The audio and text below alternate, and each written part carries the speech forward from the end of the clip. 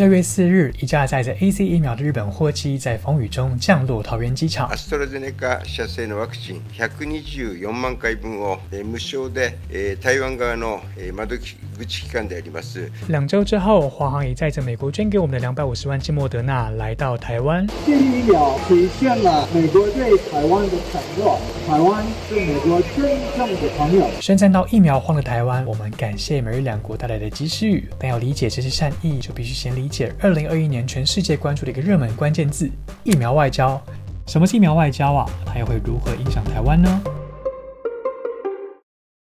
经过了2020一整年的研发，世界各国终于在今年陆续起跑，展开大规模的 COVID-19 疫苗接种计划。其实在施打初期为了快达到全体免疫，开发疫苗的欧美国家自然优先把疫苗让给国民接种，有些国家甚至禁止疫苗出口，让中低收入国家面临了没疫苗可打的困境。 As we speak, rich countries are rolling out vaccines, while the world's least developed countries watch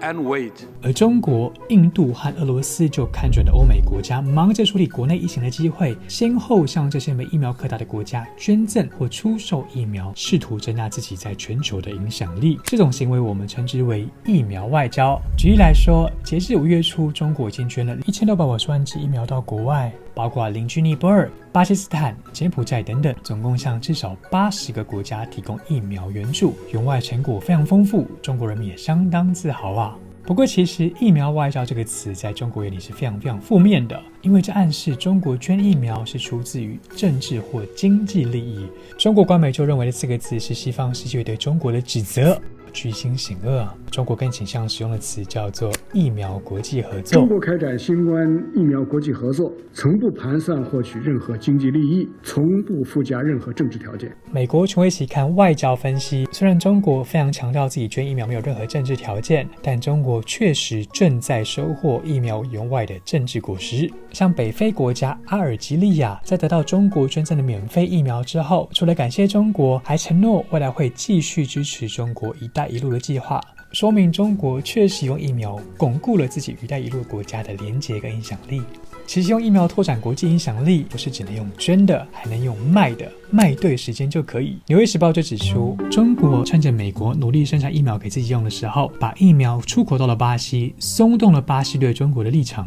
在一开始巴西总统波索纳洛跟他的好朋友川普一样，都对中国有强烈的敌意。波索纳罗曾经发推文反对中国疫苗，说巴西人不要当中国疫苗的白老鼠。去年巴西也在川普的倡议之下，禁止华为参与巴西的5G 建设。后来国内疫情急速升温，死亡人数飙升，民怨沸腾，巴西政府找疫苗找到急了，赶紧修复和中国的关系，派官员出访北京，会见华为高层，然后要求北京提供疫苗。中国批准巴西的疫苗采购之后，波索纳罗对中国的态度大转弯，连忙感谢中国迅速出货。最有趣的是，巴西政府后来还宣布，原本把华为拒于门外的5G 建设招标，将不再排除华为参与竞标。纽约时报观察，虽然还不清楚巴西为华为开门这件事情和疫苗是不是有确切关联，但巴西对中国的立场已经明显改变了。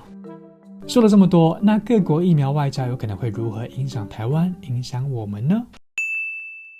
？2020我们用口罩外交交朋友，2021我们却因为中国的疫苗外交差点丢了朋友。故事是这样子的，台湾在去年4月开始捐赠医用口罩到国外，累计捐了至少5000万片，其中包含18万片给我们一个邦交国洪都拉斯在中美洲。洪都拉斯现在口罩不缺了，改缺疫苗。他们的总统在上个月发表电视演讲的时候说，他对富裕国家囤积疫苗非常失望，希望友邦台湾和美国能够提供疫苗给洪都拉斯。Que tanto en Washington como aquí, tanto también en Taipei como aquí en Honduras, hemos solicitado que nos ayuden a los que hemos sido socios siempre. 他还暗示，为了获得购买中国疫苗的机会，必要的话，洪都拉斯可能会按照中国的建议，和中国搭建外交桥梁，然后在北京设办事处。哇，不妙！洪都拉斯在往南，台湾在南美洲唯一的邦交国巴拉圭，今年3月曾经跟台湾喊话，说巴拉圭现在疫情严峻，急需疫苗。中国不但有卖疫苗，而且已经表明有兴趣和我们巴拉圭建交了。你们美国和台湾是我们的友邦，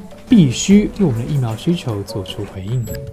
洪都拉斯跟巴拉圭最后和台湾断交了吗？当然是没有。2场外交危机，台湾都安然度过了。洪都拉斯后来自己透过萨尔瓦多取得 AZ 疫苗，巴拉圭呢，则是和我们调整了我们在2017年前的双边合作备忘录，把其中4.6亿台币合作款项的用途呢，改为用来帮巴拉圭购买印度疫苗。朋友都还在，但是从洪巴两国例子我们都可以观察到，台湾友邦都是因为拿不到疫苗才会考虑转向中国。好消息是，在这场疫苗外交赛落后的美国终于参战了。美国总统拜登在5月宣布，美国将在未来的6周内向世界供应8000万剂疫苗。 This will be more vaccines than any country has actually shared to date. More than Russia, China. We want to lead the world with our values. 而我们开头提到的日本也有意参赛。日本时事通讯社分析，日本这次绕过 COVAX， 把124万剂疫苗直送台湾，显示日本有意抗衡正在进行疫苗外交的中国。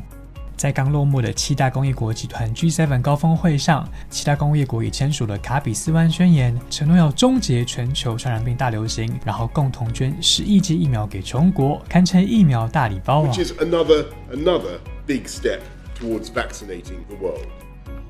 在今年6月以前，中国在疫苗外交上遥遥领先其他国家。现在美、英、日等国家都宣布参赛了，疫苗外交赛的下半场也正式开打了。最后还是要说，其实理想的疫苗外交不一定是一种竞赛，它可以是各国把分歧放一旁，共同研发疫苗，把疫苗带给有需要的国家。公卫专家 Peter Hottis 就用天花疫苗作为例子，天花病毒在上个世纪带走了超过3亿条生命。当时虽然处于冷战时期，但是苏联和美国依然通力合作，由苏联开创天花疫苗冻干技术，美国则提供关键的资金支持，让天花病毒成为人类历史上第一次成功消灭的重要传染疾病。 These are important examples of why vaccine diplomacy is such an important life force to